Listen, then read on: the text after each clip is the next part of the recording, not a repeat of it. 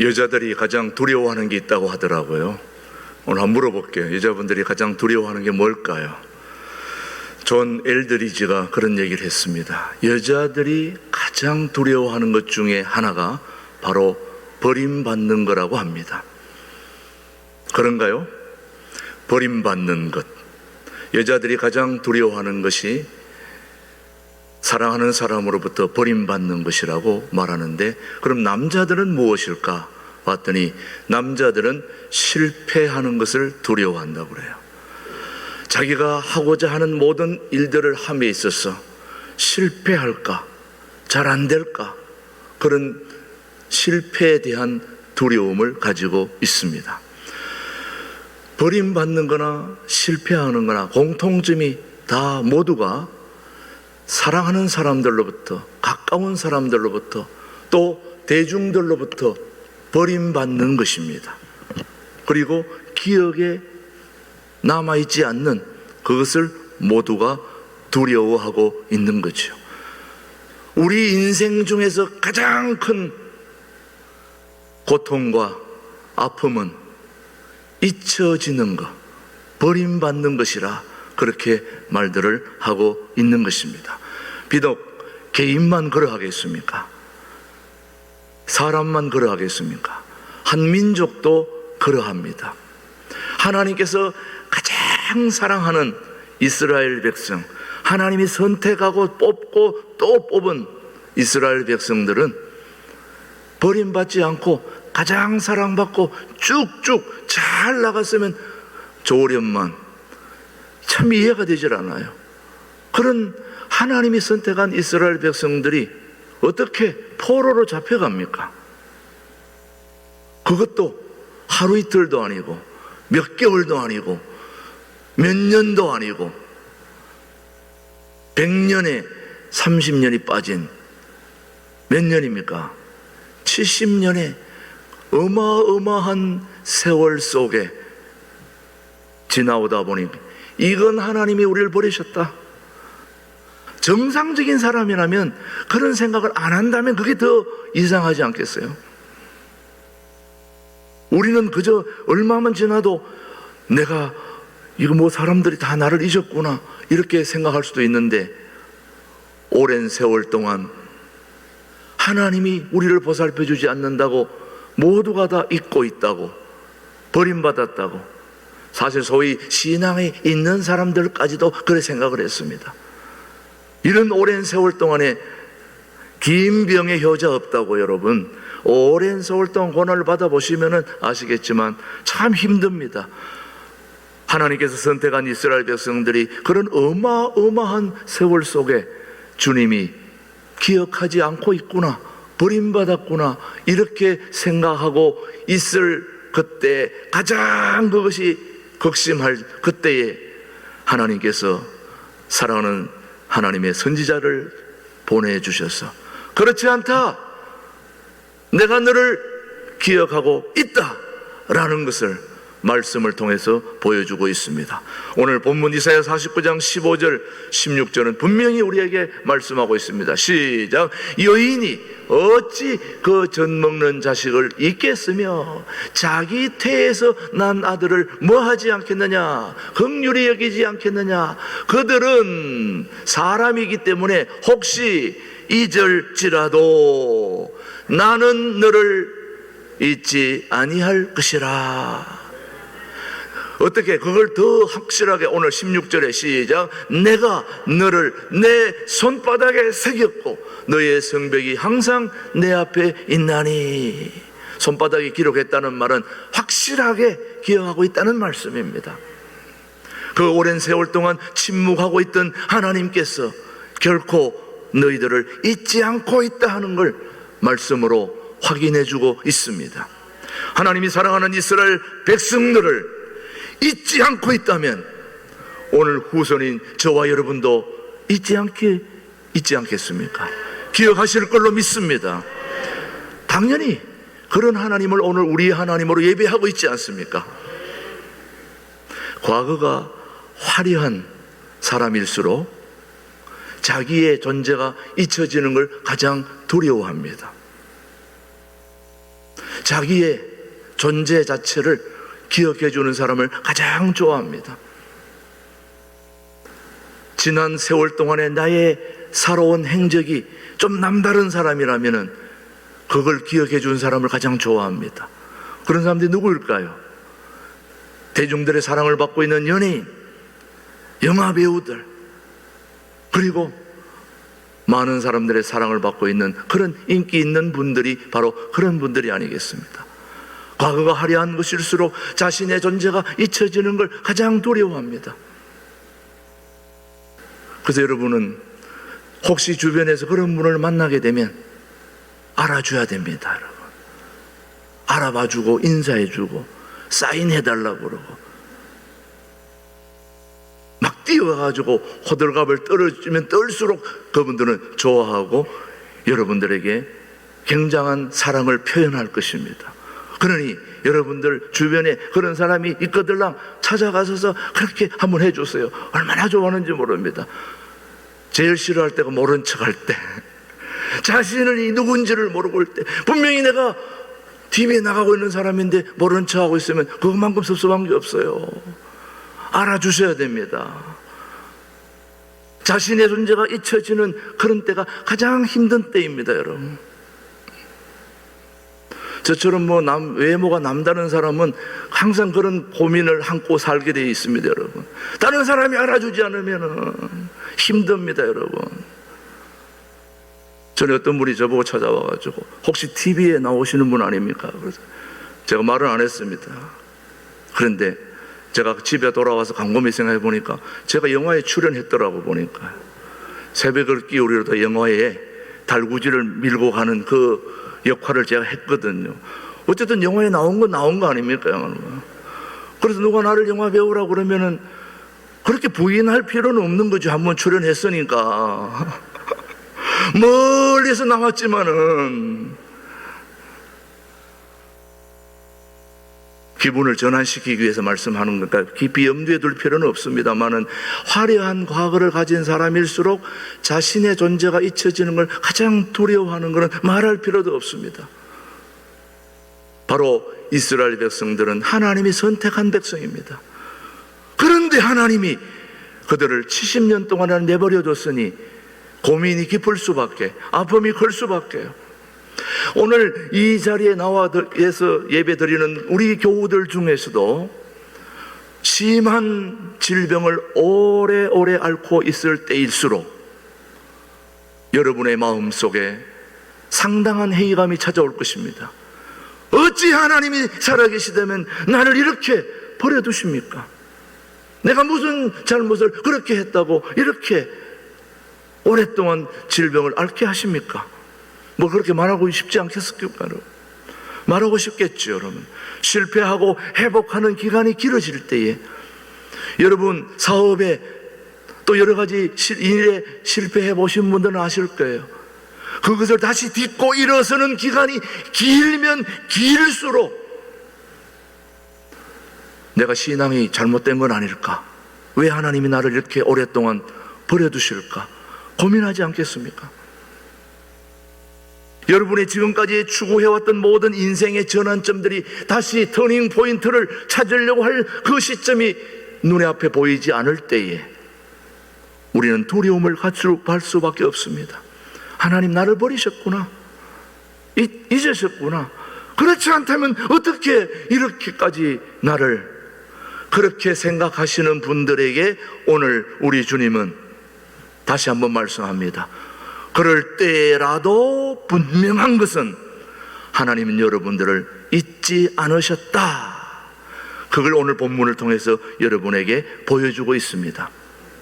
우리가 처음에 태어나면 머리가 다 하얗습니까? 까맣습니까? 까만 머리잖아요.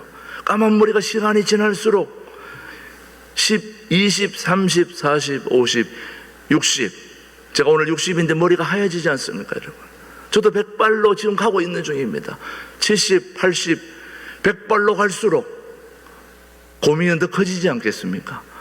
그럴 때 우리 하나님은 말씀을 통해서 100발일 때까지도 내가 너를 잊지 않는다, 시편 오늘 71편 말씀을 한번 보십시오. 여러분 뭐라고 얘기했는지 시작. 하나님이여 내가 늙어 뭐가 될 때도 백발이 될 때에도 나를 버리지 마시며 내가 주의 힘을 후대에 전하고 주의 능력을 장래의 모든 사람에게 전하기까지 나를 버리지 마소서. 이거는 다윗이 기도하는 장면인데 이 기도에 대한 응답이 신약 성경 히브리서 13장 5절 말씀에 뭐라고 말하는지 한번 보십시오. 시작. 돈을 사랑하지 말고 있는 바를 족한 줄로 알라. 그가 친히 말씀하시기를 내가 결코 너희를 버리지 아니하고 너희를 떠나지 아니하리라 하셨느니라. 여러분 다윗의 기도를 내가 백발이 될 때도 나를 버리지 마시고 떠나지 말라고 그렇게 기도했을 때 하나님은 응답했습니까? 안 했습니까? 응답해 주셨잖아요. 내가 너희를 결코 떠나지 아니하리라, 버리지 아니하리라. 수천 년 전에 하나님이 우리 믿음의 조상에게 한 약속은 오늘도 동일하게 신광두레교회 일부 예배 오신 모든 분들에게도 그대로 적용되는 살아계신 하나님의 말씀임을 저는 믿습니다. 확신합니다. 그런데 하나님은 우리를 떠나지 않고 버리지 않을 뿐만 아니라 우리의 환난에 동참한다고까지 말씀을 하셨으니 이사야서 63장 9절 말씀을 한번 우리가 살펴보십시다. 시작. 그들의 모든 환난에 뭐 하신다? 동참하신다. 자기 앞에 사자로 하여금 그들을 구원하시며 그의 사랑과 그의 자비로 그들을 구원하시고 옛적 모든 날에 그들을 드시며 안으셨으나. 자, 우리 하나님은 모든 환난 가운데 우리와 함께 하고 계십니다. 우리와 함께 하십니다. 오늘 이 자리에 와 계신 분들 중에 이런저런 어려움을 갖고 계신 분들도 많이 있을 터인데 오늘 여러분의 고난에 우리 하나님이, 성령 하나님이, 우리 주님이 여러분의 고난에 동참하고 계시는 것입니다. 계실 뿐만 아니라 여러분이 때때로 힘들 때는 여러분들을 안아주시는 분이십니다. 오늘 말씀에 그래 놨잖아요. 안아주신다. 힘들 때는 여러분을 안고 가시는 분입니다. 에스겔 골짜기에 마른 뼈와 같은 우리를 주님은 버려두지 않고 사랑하시는 분입니다. 그런 흑암의 골짜기에 그늘진 곳에 있는 사람들, 나는 너무 양지도 아니고 그늘진 곳에 아무도 알아주지 않고 나는 정말 너무 힘들다, 혼자 있는데, 그런 사람들에게까지도 그늘진 곳에 캄캄한 구석에 있는 그 하나님의 백성에게도 주님은 동일하게 함께 하십니다. 같이 계십니다. 근데 하나님의 일하시는 방법은 참 특이합니다. 하나님이 크게 또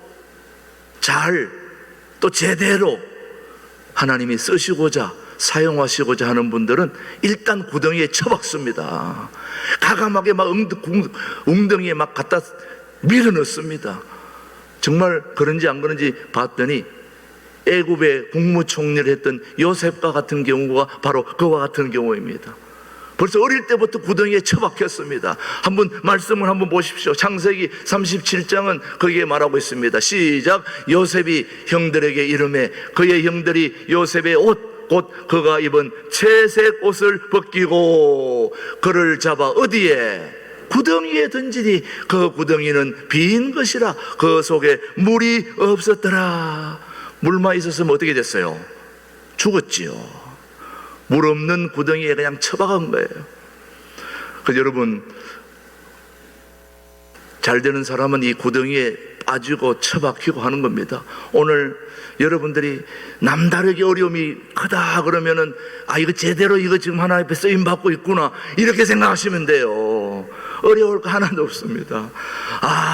요셉도 구덩이에 처박혔는데 나라고 이렇게 생각하시면 좀 힘이 되지 않겠습니까?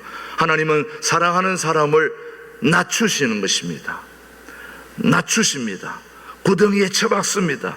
하나님이 높이 세우기를 원하는 사람일수록 낮은 곳으로 떨어뜨리십니다. 높은 산일수록 골짜기가 깊습니다. 여러분, 한번 보세요 여러분. 에베레스트 산은 그 골짜기에 너무너무 커가지고 한번 잘못 디디면 떨어지면 그냥 살아나오질 못합니다. 하나님은 하나님의 쓰시는 사람들을 이렇게 어려운 것으로 밀어넣습니다. 정말 그런지 안 그런지 우리 예수님의 경우 이 세상에 우리의 왕이신 보스이신 최고이신 우리 주님이 어떻게 어려움을 당했는지 그걸 보시면 한마디로 알 수 있습니다. 예수님은 스스로 낮추셔서 이 땅에 내려오신 거 아닙니까? 위대하신 하나님이 말구유에까지. 여러분 말구유 가보셨습니까? 냄새가 얼마나 납니까? 짐승이 사는 그곳에 위대하신 왕이신 우리 주님이 그곳에 내려오셨습니다. 태어나셨습니다. 완전히 밑으로. 빌립보서 2장 8절 한번 보십시오. 여러분 얼마나 낮아졌는지. 시작. 사람의 모양으로 나타나서, 벌써 사람의 모양으로 내려온 것 자체가 엄청난 비하인 것입니다. 위대하신 하나님이 어떻게 사람의 모양으로 내려올 수 있습니까 여러분? 있을 수 없는 일입니다 여러분. 위대한 사람일수록 천한 곳에 가지 않습니다. 보잘것없는 데 가지를 않습니다. 다시 한번 말씀 2장 8절 다시 한번 말씀을 보십시오. 사람의 모양으로 시작. 사람의 모양으로 나타나사 자기를 뭐하시고 낮추시고 뭐하기까지 죽기까지 복종하셨으니 어디까지입니까? 십자가에 죽으심이라. 사랑하는 교회 여러분, 우리 예수님의 경우를 보시면은 만왕의 왕이신데도 불구하고 낮아지기가 어디까지 낮아지셨습니까? 십자가에 죽으심이까지. 우리의 삶을 가장 잘 아는 분이 두 분이 계셔요. 두 분이라 그러면 좀 이상합니다만은 우리의 형편과 사정을 가장 잘 아는 분이 우리 주님이십니다. 인정하십니까? 또 한 부류가 있어요. 누굴까요? 사단이 잘 알아요. 마귀가. 우리의 형편과 사정을 주님이 제일 잘 아시고 그 다음 잘 아는 세력이 바로 마귀와 사단입니다. 그래서 이 마귀와 사단이 우리 주님이 가장 좋아하는 그런 모습으로 가지 않도록 끝까지 방해하는 세력이 바로 사단이요 마귀입니다. 그래서 마귀와 사단은 사람들의 심리를 너무 잘 알아요. 사람들이 높아지기를 원한다는 걸 너무 잘 알고 있습니다. 높임을 받기를 너무 좋아한다는 걸 누가 잘 안다고요? 사단이 잘 압니다. 그래서 사람을 유혹할 때에 그 방법을 쓰면 백발백중 먹히는 거예요. 그 방법을 사람들이 너무 잘 알기 때문에 그 방법을 써가지고 실패한 경우가 거의 없었는데 그걸 예수님에게 사용했다가 예수님한테는 백전백패했죠 여러분. 예수님도 그렇게 하면 될 줄 알았는데 그렇게 되지 않았습니다. 잘못된 방법으로 성공하고 쉽게 성공하는 방법을 사단은 너무 잘 알고 있습니다. 그걸 그대로 적용해 보려고 예수님을 성전 꼭대기에 데리고 올라간 거죠. 마태복음 4장 5절 한번 보십시오 여러분. 자 시작. 성전 어디에다가? 성전 중간도 아니고 밑바닥도 아니고 어디요? 꼭대기에 세웠다. 사람들은 꼭대기를 좋아해요. 올라가야 보이거든요. 올라가야 보이거든. 여러분 청소할 때 보면은 우리 여기 교우들은 그런 분이 없어서 제가 말씀드리는 거예요. 청소하는 분들은 보이지 않을 때 청소해야 그게 진짜 청소하는 겁니다. 사람 있을 때 청소하는 거는 별로예요. 물론 같이 청소할 때는 그렇게 하지만은 진짜 청소하는 사람은 보이지 않게 썰고 닦아야 돼요. 근데 보일 때 청소를 하다 보면은 어떤 일이 생기느냐? 나중에 사람들이 안 봐주면 섭섭해요. 그래서 좀 쉬고 놀고 있다 사람들이 오면 이제 그때부터 이제 또 왔다 갔다 해야 되거든요. 그런 경험을 제일 많이 해본 사람이 저입니다. 처음에 혼자 막 하다가 나중에 사람들이 보고 칭찬해 주니까 그 다음부터는 칭찬 안 해주니까 이 섭섭한 거야. 그 놀고 있다가 사람들이 오면 막 그때부터 막 뛰어다니면서 막 엄청 하는 것처럼 막 그러니까 또 기분이 좋더라고. 또 막 목사님 청소 다 하시네요 막. 근데 칭찬하고 나면은 그 다음이 좋아야 되는데 가고 나면 또 섭섭한 거예요. 또 다음 언제 누가 와야 되는데 안 오니까 얼마나 공허한지 몰라요. 근데 아무도 없을 때 내가 청소하면은 청소를 하기 전부터 하고 있을 때 또 하고 난 뒤에도 그렇게 기분이 좋아요. 아무도 안 봐도 누가 보시는 거예요? 하나님이 안 봐도 좋아요. 내가 청소하는 것 자체가 좋은 거예요. 그렇게 돼야 됩니다, 여러분. 예수님을 성전 꼭대기에 데리고 올라가가지고 어떻게 해보려고 그랬는데 통할 사람에게 통해야지. 말도 안 되는 거죠. 마귀는 사람들이 얼마나 꼭대기에 서기를 원하는지 너무나 잘 알고 있습니다. 그래서 사람들을 유혹할 때마다 꼭대기에 세워주겠다고 그렇게 공략을 하지 않습니까, 여러분? 이제 선거철이 돌아오고 있습니다. 선거철이 될 때마다 많은 사람들이 공략하는 게 뭐냐? 눈에 안 보이는 거는 거의 공략이 없어요. 다 공략하는 거 보면 드러나는 것만 주로 해요. 여러분들은 찍을 때 눈에 안 보이는 공략을 잘 해주는 사람을 찍어줘야 되는 거예요. 자, 그 다음 말씀 한번 보십시오. 그 다음에 또 사단이 예수님을 어디다 데려갔는지 시작. 마귀가 또 그를 데리고 지극히 무슨 산으로? 낮은 산으로? 높은 산으로 가서 천하 만국과 그 영광을 보여 이 모든 것을 내게 주리라. 예수님은 모든 만물을 지으신 분이고 다 갖고 계신 분인데 뭐가 그렇게 필요하겠습니까? 근데 거기다가 마귀가 그런 장난을 하고 있으니 이건 안 되는 거죠, 여러분. 하나님의 방법은 이런 마귀들의 방법과 다른 것입니다. 차원이 다른 것입니다. 먼저 우리 하나님은 하나님께서 사용하는 사람들을 구덩이에 낮은 곳으로 다 내려보냅니다. 그게 진짜니까. 시편 88편 6절의 말씀은 우리에게 시작. 주께서 나를 깊은 웅덩이와 어둡고 엄침한 곳에 두셨사오며. 우리 주님의 방법은 성전 꼭대기, 높은 산 이런 게 아니고 낮은 곳, 웅덩이, 어두운 곳, 엄침한 곳, 그런 데로 우리를 내려보내죠. 저 말씀 한번 보십시오.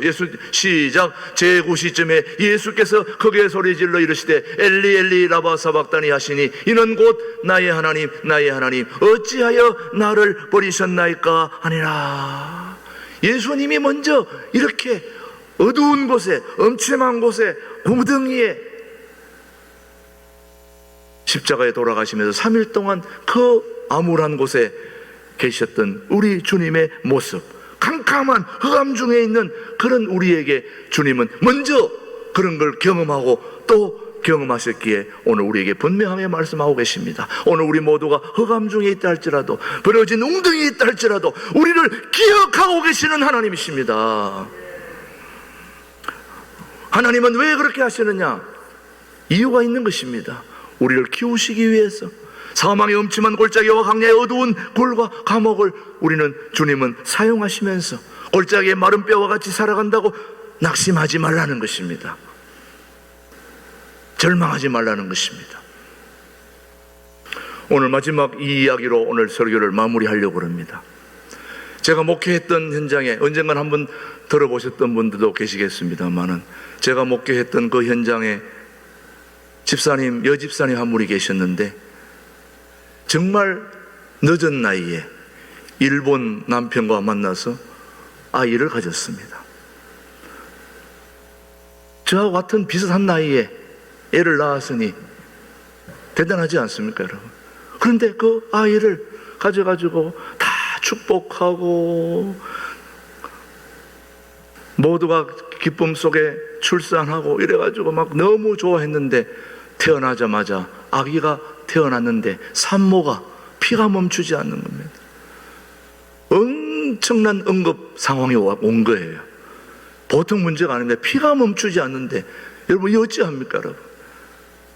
아이는 건강한데 산모가 지금 위험해가지고 다 죽게 생긴 거예요. 더 이상 피가 공급이 돼야 되는데 여러분 이민사회 속에서 인구도 많지 않은데 그 피를 공급하려니까 얼마나 어렵습니까, 여러분?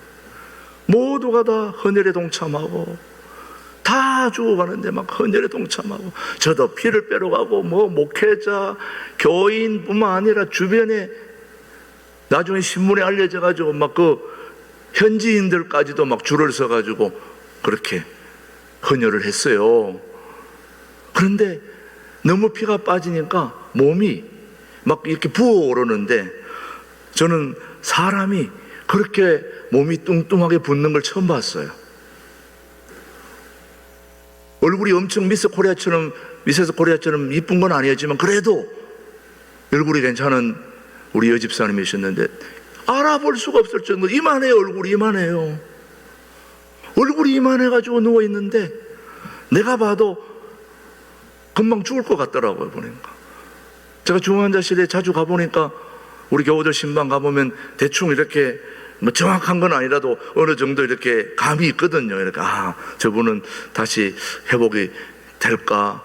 그래도 될 것 같아. 또 힘들 것 같아. 이런 정도가 대부분 있는데, 이분은 거의 뭐 100% 죽은 목숨이나 다름없어요. 보니까 그 중국 의사가 그 담당 의사인데, 그 중국 의사가 딱 보더니 중국 의사도 벌써 딱 보는 순간 이게 아니라고 생각되니까 제가 목사인 걸 알고, 목사님 빨리 가서 기도해 주세요. 저보고 빨리 기도해 주라는 거예요. 자기들 자기 힘으로는 뭐 어떻게 해볼 도리가 없다 이거예요. 그럼 어떻게 해요, 여러분? 이거는 뭐 사람이 할 수 있는 일이 절대 아니에요. 제가 만져봐도 이거는 뭐 만져보나 보나 이건 죽은 목숨이나 다름없어요. 이야, 이건 안 되는구나. 이건 뭐 정말 하나님이 안 도와주면 안 되는구나, 이렇게 생각을 했어요. 그래서 하나님 앞에 뭐 붙들고 막 울며 막 하나님 살려달라, 뭐 해달라, 이 아들을 봐서라도 이렇게 가면 데려가면 어떡하십니까 주님, 막 기도하고 났는데도 불구하고 뭐 여전해요. 똑같아요. 이야, 여러분, 기도하고 나서 뭐 좀 숨소리가 좀 달라지고 뭐 좀 이래야 우리 기도하는 사람들 힘이 나는데, 기도하고 났는데도 뭐 똑같으니까 이게 막 더 절망이 오는 거야. 이야, 이거 뭐 하나님 계신가 안 계신가? 제가 목사인데도 그런 생각이 든다니까, 여러분. 생각해보세요. 제가 기도를 했는데도 조금 숨소리가 조금이라도 나아져야 그래도 뭐 하나님 제가 힘이 나지요 이러는데, 더 아프다고, 아니 소리 뭐 상태가 더 좋아지는 게 조금도 안 보이니까 제 마음속에도 하나님 그래도 이런 때 좀 뭔가 좀 하나님 저도 밀어주셔야지 목회도 좀 되지요. 안 되는 거야. 막 간절히 기도하고 또 기도하고 또 기도하고, 그 다음날 역사가 일어난 거예요. 기적이 일어난 거예요. 몸이 조금씩 빠지면서 헌혈하면서 회복이 되기 시작하는 거였어요. 하나님이 기억하고 계신 거였어요. 그 다음부터는 막 이게 조금씩 좋아지는데, 회복이 되면서 거기 주변에 있는 모든 사람들이 헌혈을 하면서, 현지인들도 헌혈하면서, 오히려 그 사건을 통해서 하나님이 살아계심을 많은 사람들에게 알게 해주셨어요. 내가 볼 땐 거의 100% 죽은 목숨인데 지금 멀쩡히 살아가지고 저 LA에서 지금 아들하고 살고 있어요. 그때 죽었어야 되는 목숨이. 하나님은 오늘도 우리가 어떤 상황에서 허감 중에 에스겔 골짜기의 마른 뼈와 같이 쓸모없는 그런 인생과 같은 그런 버림받은 그런 삶의 상황 속에서도 여전히 우리 하나님은 저와 여러분을 기억하고 계시는 것입니다. 우리 신광도래 교회가 가장 어려웠을 때 정말 하나님이 계십니까? 라고 물어보고 싶은 때라도 주님은 여전히 우리와 함께 계셨던 분이십니다.